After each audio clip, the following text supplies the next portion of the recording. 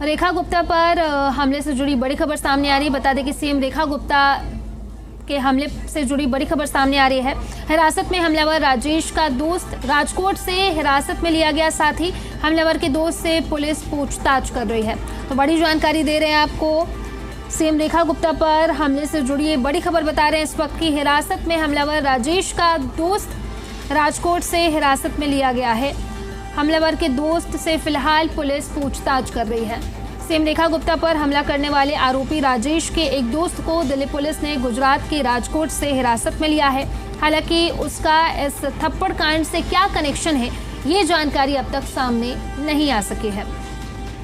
तो देखिए, इसको लेकर के फिलहाल कोई जानकारी नहीं है कि उसके दोस्त का क्या कनेक्शन है, लेकिन उसे गिरफ्तार किया गया है और अब पुलिस उससे पूछताछ करेगी और जानने की कोशिश करेगी कि आखिर राजेश ने ये सब कुछ क्यों किया। तो देखिए, रेखा गुप्ता पर हमले से जुड़ी ये बड़ी जानकारी दे रहे हैं आपको। हमलावर राजेश के दोस्त को हिरासत में लिया गया है। राजकोट से हिरासत में साथी को लिया गया है। हमलावर के दोस्त से पुलिस फिलहाल पूछताछ कर रही है और ये पता लगाने की कोशिश कर रही है कि उसके दोस्त का क्या कनेक्शन है इस थप्पड़ कांड से।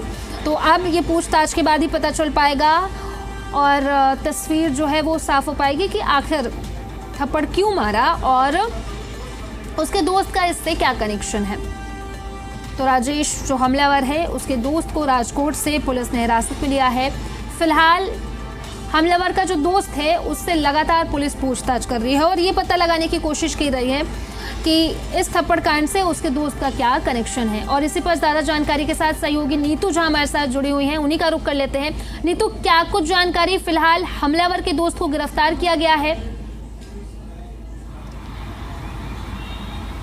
बिल्कुल, देखिए, एक ऐसा मामला जिसने कहीं ना कहीं प्रशासन पर तो सवाल खड़े किए ही थे, बल्कि सीएम हाउस की सिक्योरिटी को भी जिसके बाद काफ़ी बढ़ा दिया गया। दिल्ली सीएम के पास पहले ही दिल्ली पुलिस की Z+ सुरक्षा थी और अब उन्हें केंद्र सरकार से भी Z श्रेणी की जो सुरक्षा होती है वो मुहैया कराई गई है, यानी डबल जो सिक्योरिटी होगी वो सीएम के पास होगी। इस बीच अब जो हमलावर था राजेश भाई खिमजी, उसका एक दोस्त उसे राजकोट से दिल्ली पुलिस लेकर आ रही है। दिल्ली पुलिस की एक टीम राजकोट पहुंची, वहां उन लोगों से बातचीत हो रही है। ये बताया जा रहा है कि 10 लोग ऐसे हैं जिनका डेटा राजेश भाई खिमजी के फ़ोन से बरामद हुआ है, यानी डेटा जो है वो शेयर किया गया था। इसके साथ ही जो शख्स अभी हिरासत में लिया गया है, उसने राजेश भाई खिमजी को पैसे ट्रांसफ़र किए थे। वो पैसे क्यों ट्रांसफ़र किए गए थे, क्या थप्पड़ कांड जो ये हुआ, जो सीएम पर हमला किया गया, उसके पीछे उस जो दोस्त है वो भी शामिल था, क्या उसको पहले से इसकी जानकारी थी?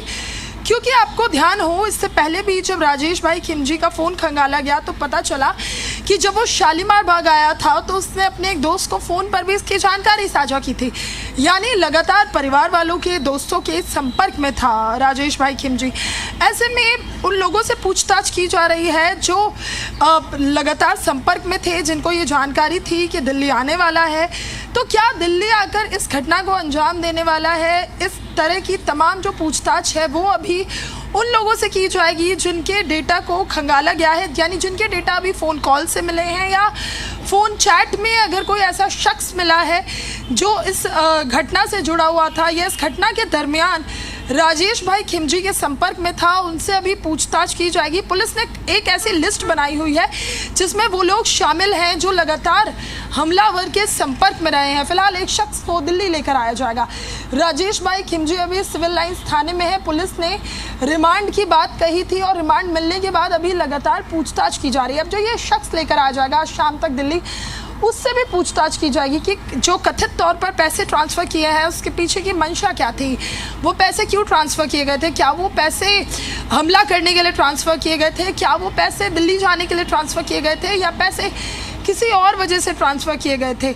यानी कई ऐसे पहलू हैं, देखिए, जो परिवार और दोस्त हैं लगातार जिनके संपर्क में हमलावर था, उनसे इस पहलू पर जो पुलिस है वो पूछताछ कर रही है। सबसे बड़ी बात कि ये मामला सिर्फ राजकोट पुलिस के भरोसे नहीं छोड़ा गया, यानी गुजरात पुलिस के भरोसे नहीं छोड़ा गया, बल्कि दिल्ली पुलिस की जो टीम है, क्योंकि अब ये मामला स्पेशल सेल और IB के पास है। ऐसे में दिल्ली पुलिस की टीम जो है वो राजकोट पहुंची और वहां लोगों से गहन पूछताछ की जा रही है, क्योंकि ये मामला देखिए कोई सामान्य मामला नहीं है। एक राज्य और एक राज्य के मुख्यमंत्री पर जानलेवा हमला, जिसके बाद पूरा जो अब ये कह लीजिए तमाम जो नेता हैं, तमाम वो जनप्रतिनिधि हैं जो जन सुनवाई करते हैं, सीधा जनता के बीच जाते हैं, वो भी इस घटना को लेकर कहीं ना कहीं परेशान ज़रूर होंगे, चिंतित ज़रूर होंगे, क्योंकि जनता के बीच जाना जनप्रतिनिधि का काम होता है। ऐसे में अगर इस तरह के हमले होंगे तो कहीं ना कहीं ये जनप्रतिनिधि को भी चिंता में डाल देता है। ऐसे में जानलेवा वो हमला था।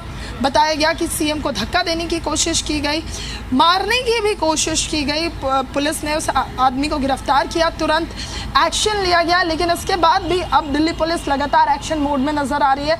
दिल्ली से लेकर राजकोट तक के जितने भी तार इस मामले से जुड़े हुए हैं, सभी तारों को फिलहाल खंगालने की कोशिश, जांच की कोशिश और ये पता लगाने की कोशिश कि आखिर ये जो हमला किया गया, क्या ये सिर्फ स्ट्रे डॉग से कनेक्टेड है, क्या ये सिर्फ डॉग लवर होने के नाते की थी, या फिर इसके पीछे कोई बड़ी साजिश, कोई बड़ी मंशा शामिल थी।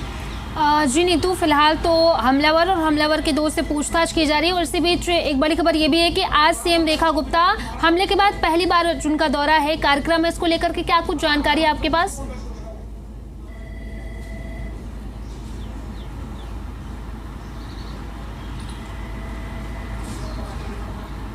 जी नीतू, आवाज आ रही है?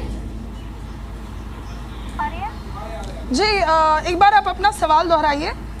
जी नीतू, मैं कह रही हूँ कि हमलावर से पूछताछ तो किया जा रहा है, उसके दोस्त से भी पूछताछ की जा रही है। साथ ही साथ आज सीएम रेखा गुप्ता पहली बार हमले के बाद कार्यक्रम में शामिल होंगे, इसको लेकर के क्या कुछ जानकारी है आपके पास?